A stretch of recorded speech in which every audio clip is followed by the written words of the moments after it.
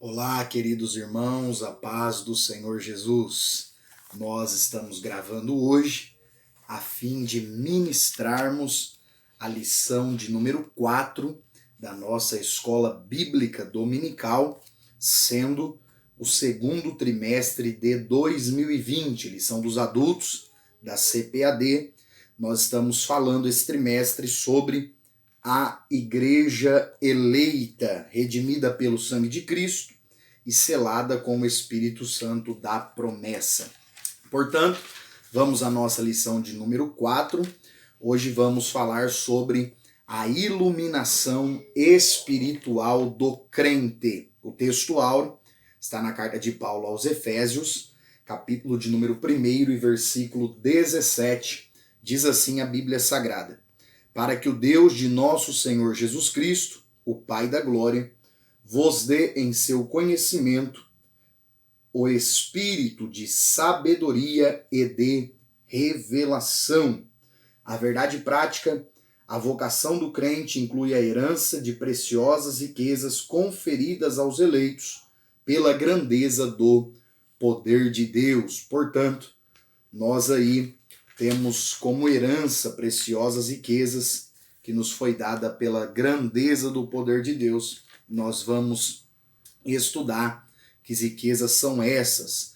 A leitura bíblica em classe, que é a base, é a plataforma de ensino para essa lição, está na carta de Paulo aos Efésios, capítulo 1, versículos 15 ao 23.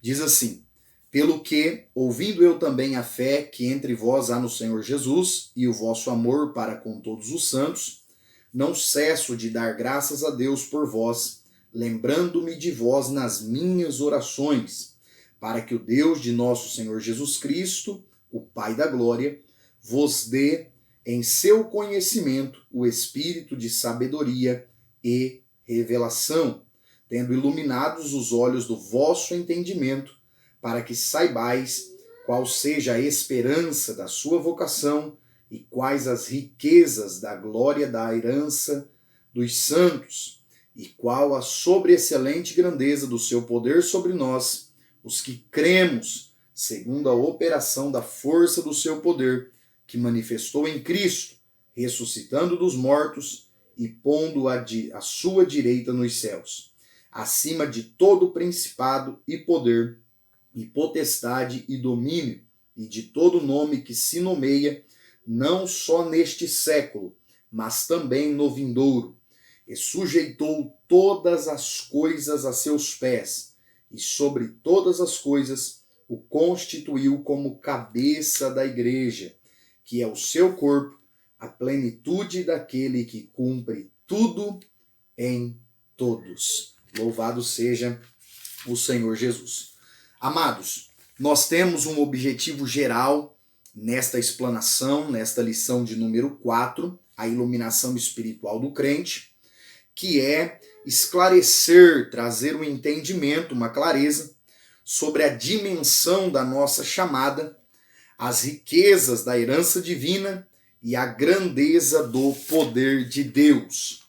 Na introdução, o comentarista cita aqui algo de suma importância e relevância que, na primeira sessão, na primeira perícope, que abrange até os versículos 15, até o versículo 14 de Efésios capítulo 1, o apóstolo Paulo ele traz uma doxologia, um louvor, um enaltecimento ao Senhor, e agora ele vai citar para nós, dos versículos 15 até o 23, três pilares, três aspectos da vida cristã que são inegociáveis e são necessários para uma vida cristã plena na presença do Senhor. A primeira pontuação aqui, feita pelo nosso querido escritor da revista, amados, é a respeito da ação de graças. Ação de graças. Segundo, é oração intercessora. E o terceiro, confissão de louvor e exaltação a Deus. Vejamos, pensemos um pouco a respeito destas 3 plataformas da vida cristã. Para nós sermos verdadeiros cristãos, agradáveis ao Senhor nosso Deus, nós precisamos ter uma vida de comunhão com o Senhor. E nesta comunhão, ela será impossível caso nós abramos mão desses 3 pilares aqui. A gratidão, a ação de graças, a oração intercessora, o clamor por alguém que precisa, que necessita, sobretudo nos dias em que nós estamos atravessando. E terceiro, a confissão de louvor e exaltação ao Senhor nosso Deus. Portanto, queridos, fica aqui esses 3 pilares para que nós reflitamos a título de introdução. Pois bem, o primeiro tópico da nossa lição é a esperança da vocação e as riquezas da glória. E o primeiro ponto vai falar sobre ação de graças e intercessão. Pautado, claro, na Bíblia, versículo de número 16, quando Paulo disse aos irmãos em Éfeso que não cessa, ele não parava, ele não interrompia a sua ação de graças a Deus por causa daqueles irmãos que estavam na igreja em Éfeso. Agora, vejamos algo interessante aqui, queridos, pois Paulo está agradecendo a Deus pela vida destes irmãos, porque esses irmãos foram abençoados, agraciados, conforme aprendemos na lição de número 3, com bênçãos espirituais como a eleição, a predestinação, a filiação, o dom do Espírito Santo habitando em cada um deles, e agora eles receberam a iluminação divina, eles receberam aquilo que Paulo chamou de o espírito de sabedoria e de revelação, que nós já vamos entender um pouquinho o que é esse espírito de sabedoria e de revelação.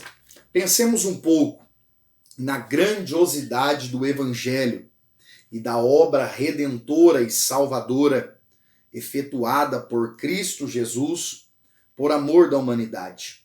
É bem verdade, meus irmãos, que é impossível ao homem natural, ao homem que não foi regenerado, nascido de novo, compreender, entender a grandeza do Evangelho e do poder de Deus. Não julgue aquele que ainda não compreendeu a grandeza do Evangelho. Portanto, nós precisamos entender que muitos até mesmo no meio de nós, no meio evangélico, cristão, das igrejas, muitos, apesar de estarem ali, ainda não receberam esta iluminação, esta clareza de entendimento do que é o verdadeiro evangelho. E isto só pode ocorrer mediante a ação do Espírito Santo de Deus na vida do crente. Pois bem, vamos lá compreender por que é que Paulo dava graças a Deus, porque esses irmãos receberam o espírito de sabedoria e de revelação. Palavra esta que está em Efésios capítulo 1, versículo de número 17. Quando nós pensamos, irmãos, no vocábulo espírito na Bíblia Sagrada, sobretudo nos ensinos paulinos, ele sempre utilizou esta linguagem. Todavia, quando Paulo usava o artigo definido o, e não um artigo indefinido como um ou uma, o apóstolo estava se referindo a uma ação direta da pessoa do Espírito Santo. É por isso que ele faz questão de usar o artigo definido o, que na língua grega materna do Novo Testamento é de grande valia. Aqui nós temos, desta forma, o artigo definido o, mostrando que os irmãos de Éfeso receberam o espírito de conhecimento, de revelação e de sabedoria. O que é que Paulo estava mostrando aqui? De forma indubitável, não nos resta dúvidas, Paulo ele estava falando de uma manifestação ou de uma ação direta do Espírito Santo. Para que isso, irmão Micael? Para capacitar aqueles irmãos, a fim de capacitá-los a compreender a grandeza do Evangelho.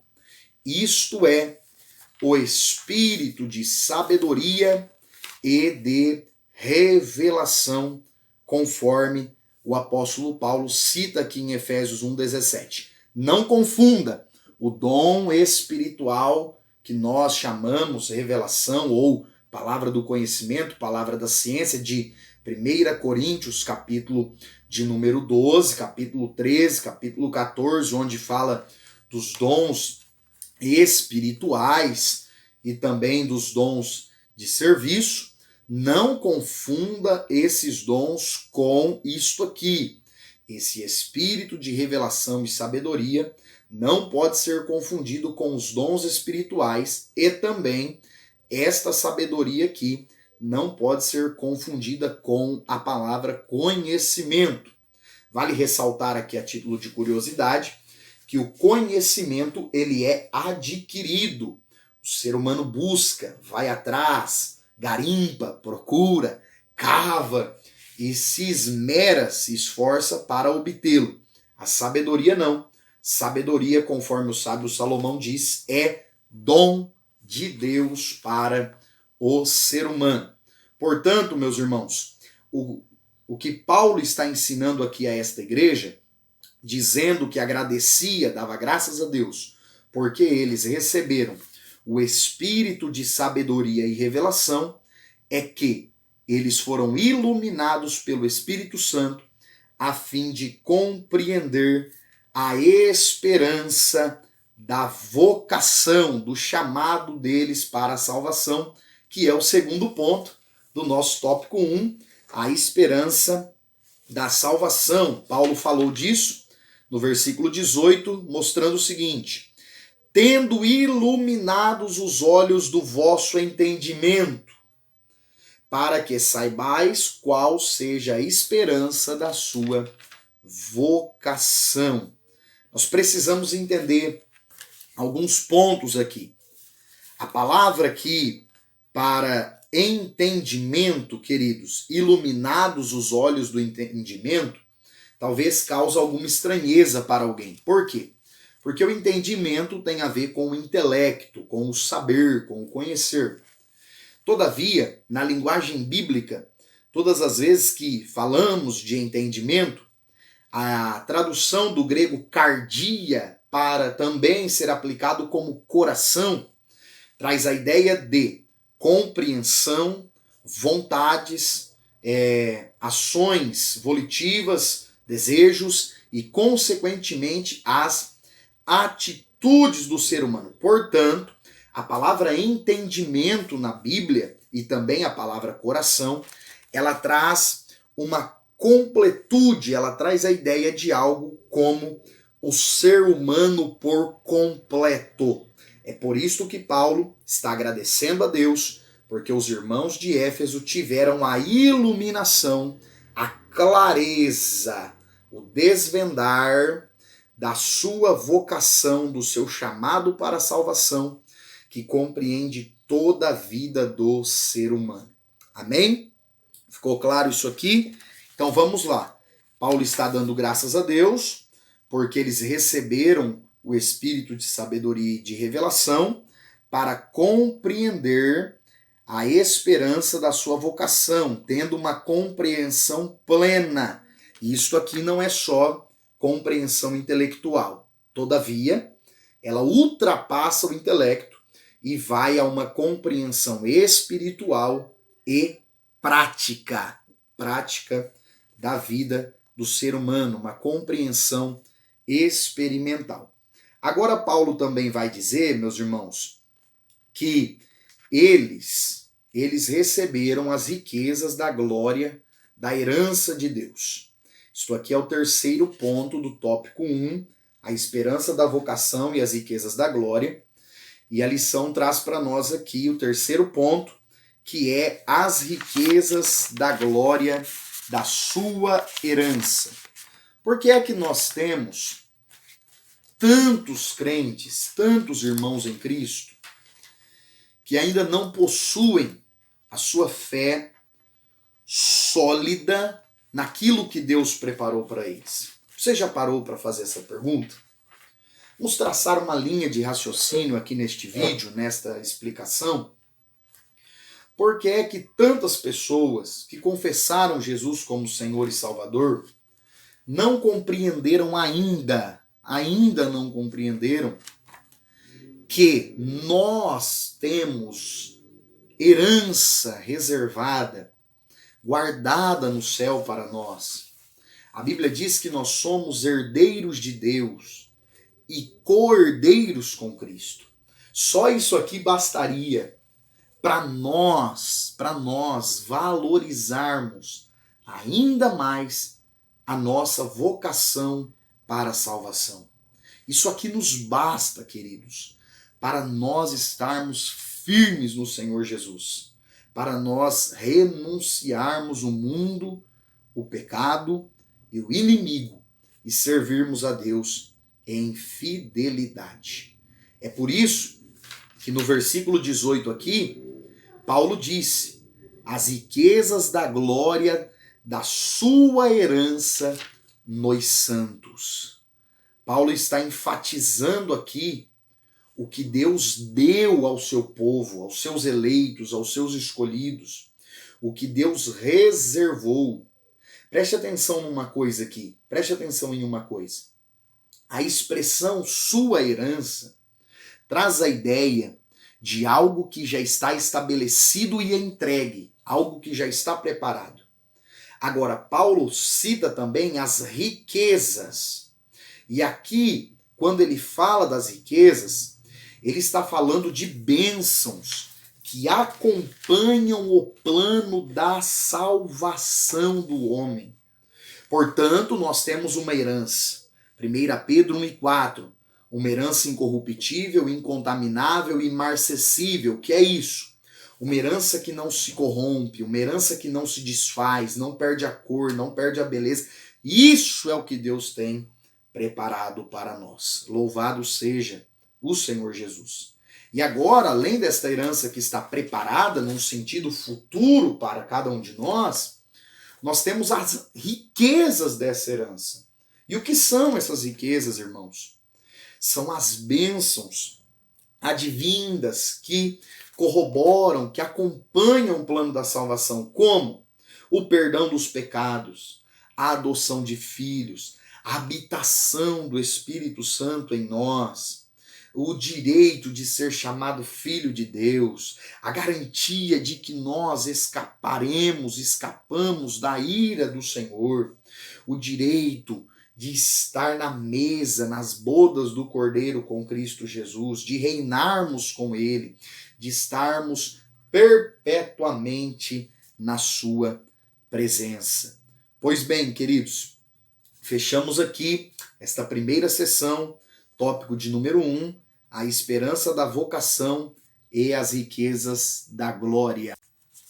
Pois bem, queridos, vamos agora ao segundo tópico da nossa lição, a sobreexcelente grandeza e força do poder divino. Aqui nós vamos entrar em um ponto interessantíssimo, de suma importância para a compreensão da fé que nós professamos. Nós somos, queridos, de uma fé teísta e não de uma fé deísta.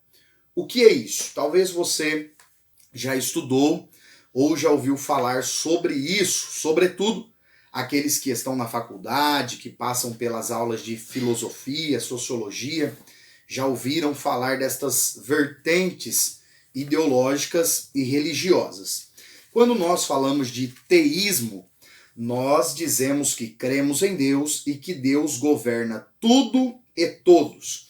Quando nós falamos de uma crença deísta, estes professam que existe Deus, Deus criou sim todas as coisas, todavia, Deus deixou agora a sua criação na mão do homem e o homem, ele é totalmente responsável por tudo aquilo que ocorre em meio à humanidade.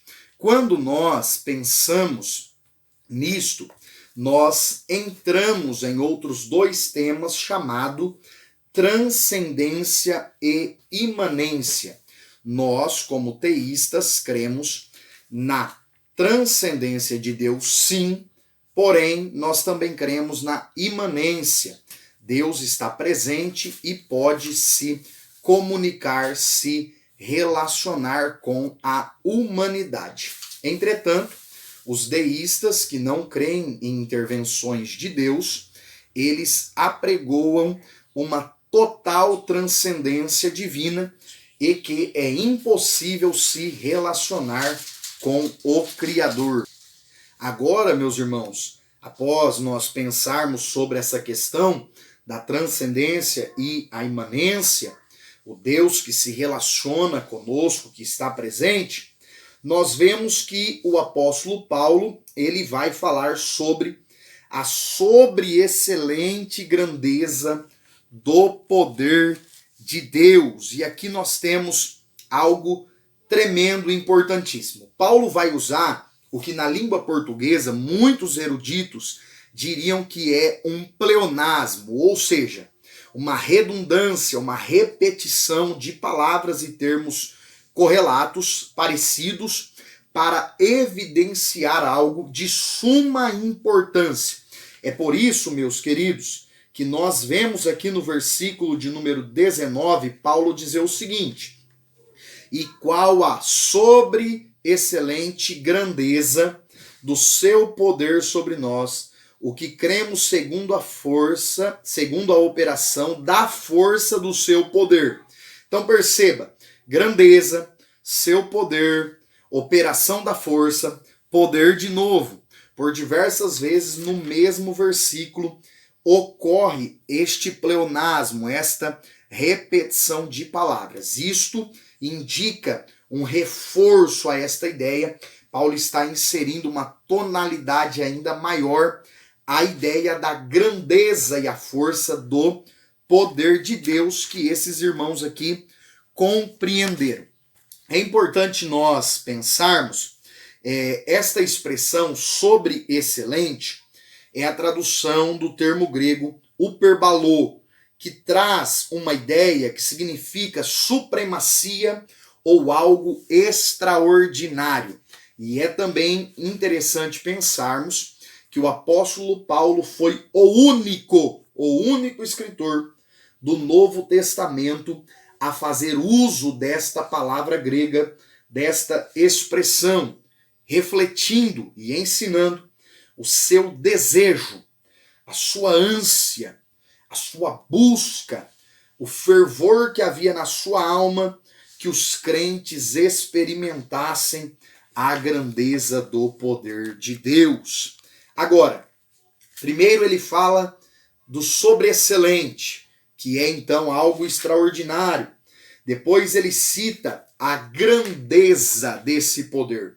A grandeza do poder de Deus, que é a tradução da expressão megetos, que traz a ideia de algo grande, de uma magnitude absoluta que sobrepõe e sobrepuja todas as coisas. Somente a grandeza extraordinária e o poder de Deus. Depois, Paulo vai usar um termo que nós conhecemos, talvez de uma forma mais integral, mais propagada, que é o termo dunamis ou dunamis, que é a tradução da palavra dinamite, que é poder em movimento.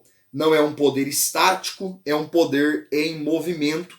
É a palavra que aparece com frequência no livro de Atos dos Apóstolos para falar do poder de Deus e sempre relacionado a coisas extraordinárias, a coisas que requerem um poder extraordinário.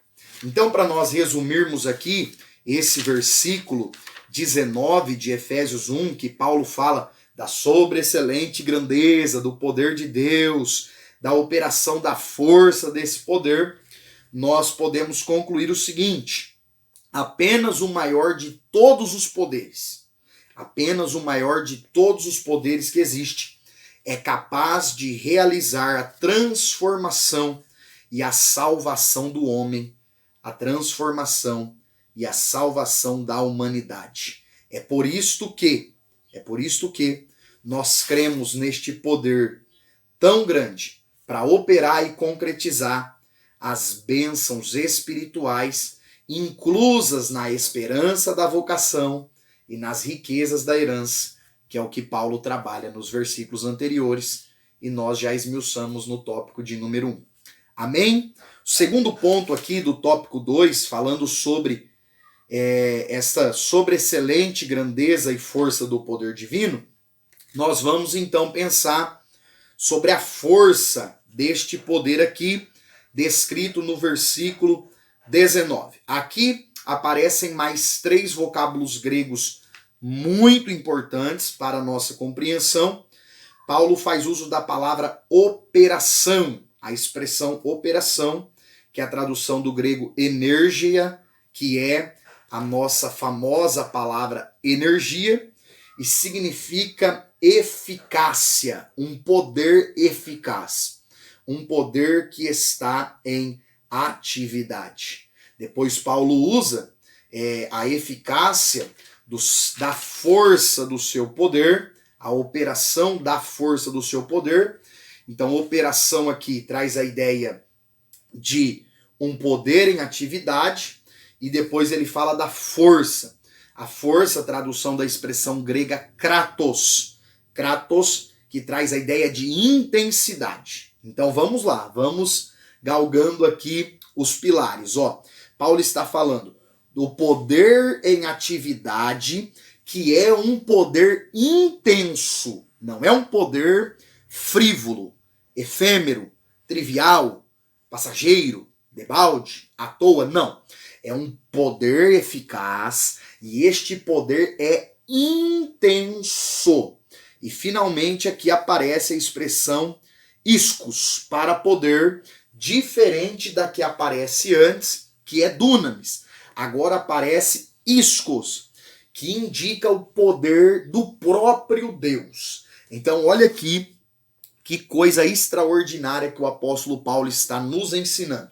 Os crentes de Éfeso, ele estava dando graças a Deus, porque eles foram iluminados, eles tiveram o entendimento da grandeza da salvação e da obra do plano de Jesus para a vida deles, segundo a ação do Espírito Santo, porque o homem não é capaz. E agora Paulo está dizendo para eles, gente, esse poder que vocês compreenderam, isso aqui é tremendo. Este poder que vocês compreenderam é um poder ativo, um poder intenso, e é um poder que emana, um poder que vem do próprio Deus para trabalhar na vida de vocês. Algo aqui maravilhoso que o apóstolo Paulo está nos ensinando, e a nossa oração, o meu desejo, o seu desejo, deve ser que nós cheguemos a esta iluminação do Evangelho, do conhecimento de Deus, assim como aquela igreja, aqueles irmãos alcançaram em Cristo Jesus.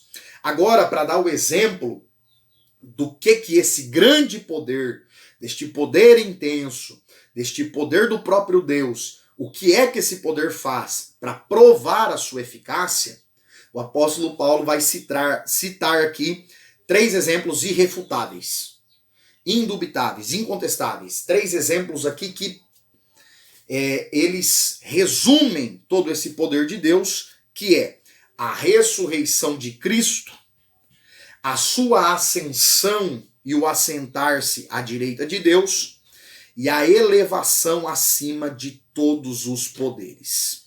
Que é, queridos, portanto, o nosso tópico de número 3. Cristo, nosso exemplo de exaltação. Cristo, nosso exemplo de exaltação. Vamos lá. Primeiro ponto, Cristo, as primícias dos que dormem.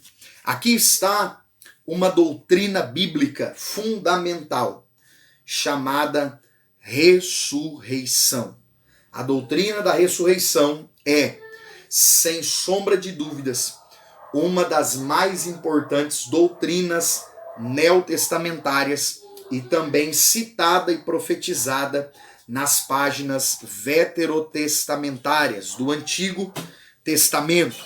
A Bíblia diz, no versículo 20 de Efésios capítulo 1, a Bíblia diz que Deus manifestou-se em Cristo, ressuscitando-o dos mortos. Deus ressuscitou a Jesus dos mortos. É por isso, meus irmãos, que a Bíblia diz que Jesus é as primícias dos que dormem. Vamos ler aqui 1 Coríntios 15, é o capítulo da ressurreição.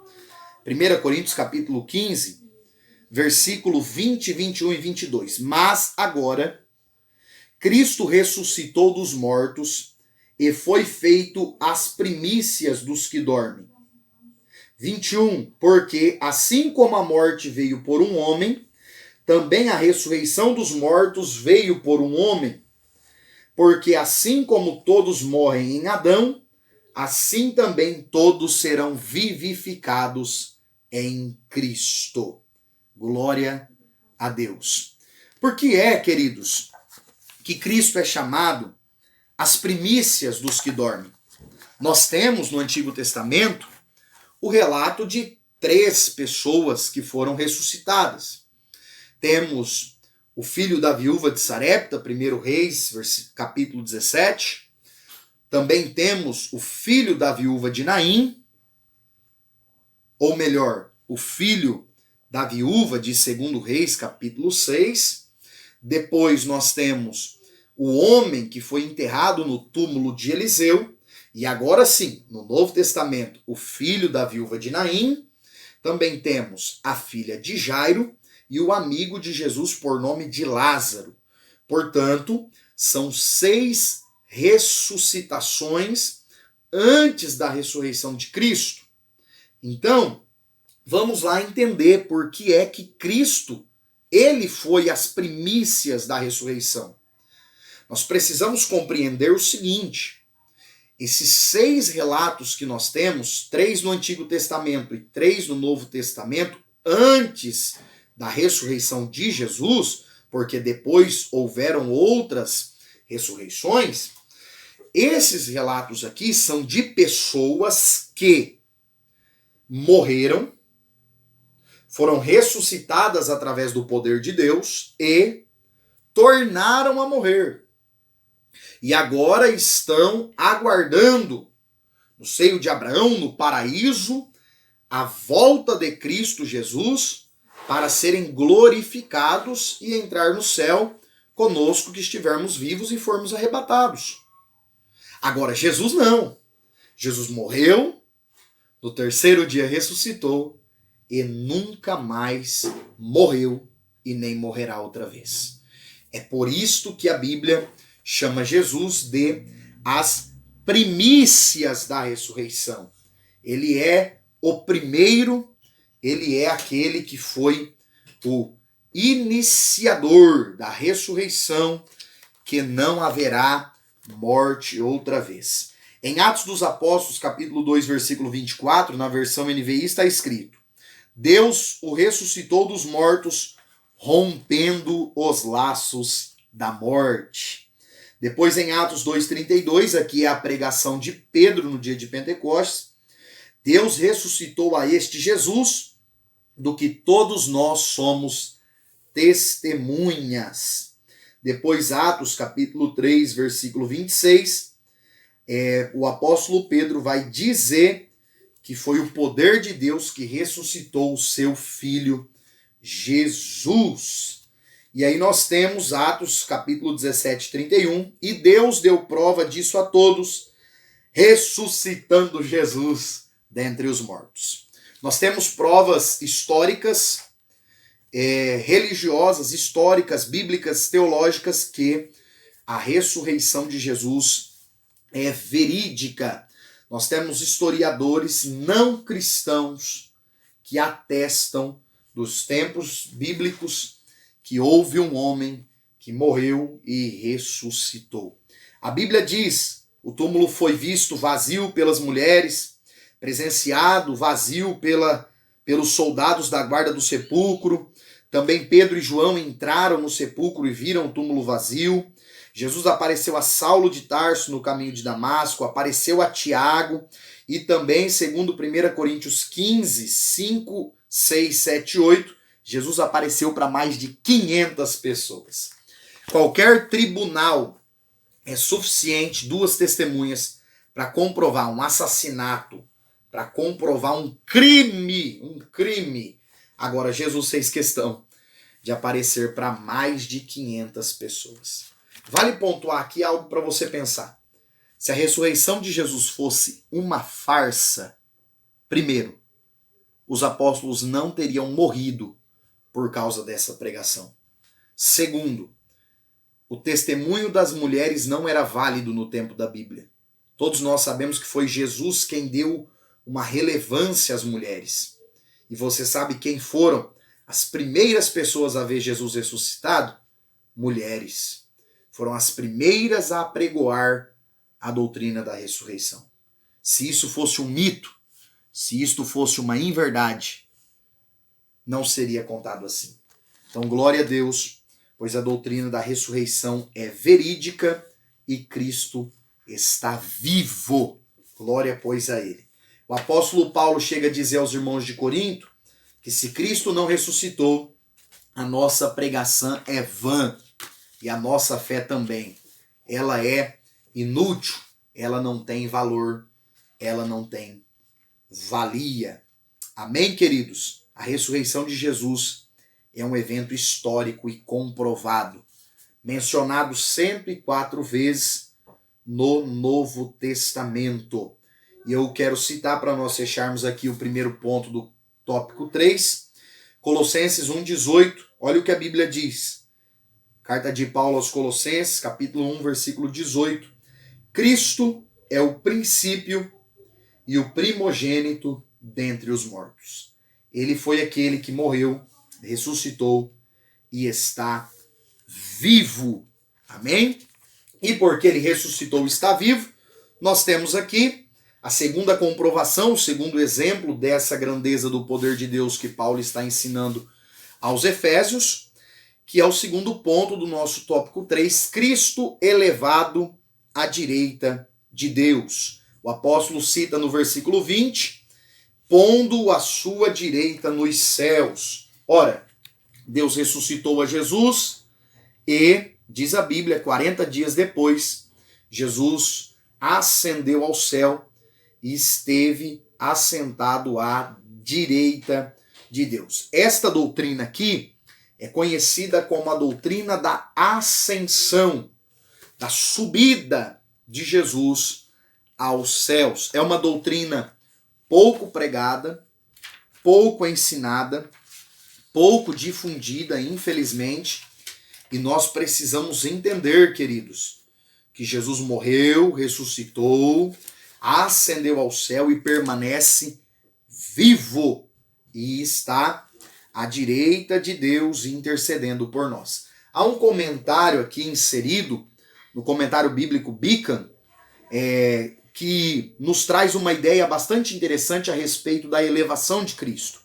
Ele diz que o assento à direita de um rei oriental sempre era reservado para o primeiro-ministro ou o chefe de governo, simbolizando não só honra e dignidade, mas simbolizando também poder entregue, poder delegado.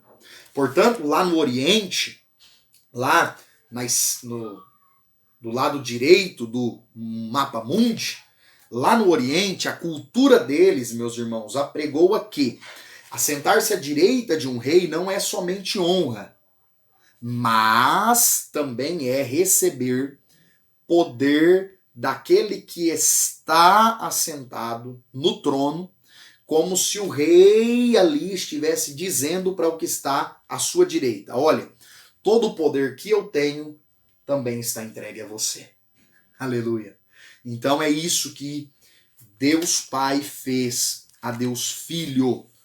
Colocou à sua direita Cristo assentado à destra de Deus. Olha aqui que coisa tremenda, algo interessantíssimo. Esta exaltação de Cristo aqui, esta posição de honra e de autoridade, indica o completo triunfo de Jesus na sua obra de redenção da humanidade. Diferente do que algumas pessoas ensinam, que a obra de Jesus não foi completa, ele não triunfou, ele não venceu.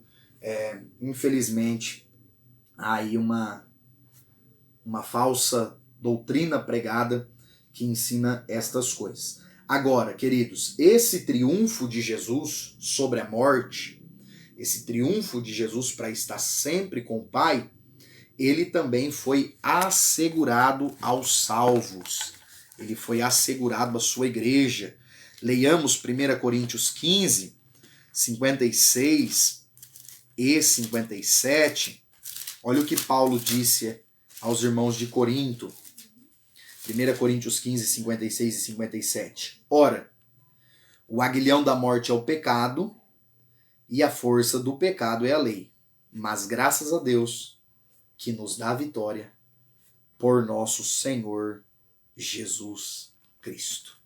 Assim como Jesus venceu e foi elevado ao céu, nós também seremos, graças a Deus, a sua bondade e a sua misericórdia. Amém? Outro ponto aqui que eu me recordo agora, para compartilhar com vocês, Estevão, 1 Marte, Atos 6 e 7, quando ele está morrendo, apedrejado pelos líderes religiosos da época, porque estava pregando a doutrina da ressurreição, Jesus estava vivo, ele dizia. Estevão, sendo morto apedrejado, olhou para o céu, viu os céus abertos e Jesus em pé à direita de Deus. Amém? Então está aqui a doutrina da ascensão. Doutrina esta que, somada à ressurreição, confirma a operação da grandeza do poder de Deus que Paulo está ensinando aqui na carta aos Efésios. Terceiro ponto do tópico 3, para nós concluirmos a nossa reflexão, a nossa aula de hoje. Cristo exaltado sobremaneira. Olha o que diz o versículo 21 de Efésios, capítulo 1. Que Deus exaltou Cristo acima de todo principado e poder e potestade e domínio e de todo nome que se nomeia. Está escrito também em Filipenses, capítulo de número 2, outro escrito paulino, capítulo de número 2, versículo de número 9, pelo que também Deus exaltou Jesus soberanamente e lhe deu um nome que é sobre todo nome, para que ao nome de Jesus se dobre todo o joelho dos que estão no céu, na terra e debaixo da terra, e toda língua confesse que Jesus Cristo é o Senhor, para a glória de Deus Pai. Então, Cristo foi exaltado soberanamente. Cristo foi exaltado sobremaneira.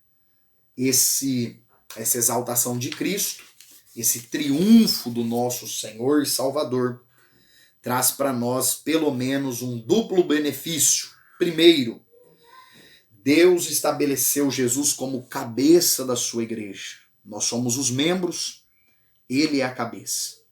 E como é a cabeça que pensa, que comanda, que coordena, que orienta, nós podemos estar tranquilos e assegurados de que seremos vitoriosos. Segundo benefício, Deus designou a sua igreja para ser a expressão plena da cabeça que é Cristo Jesus.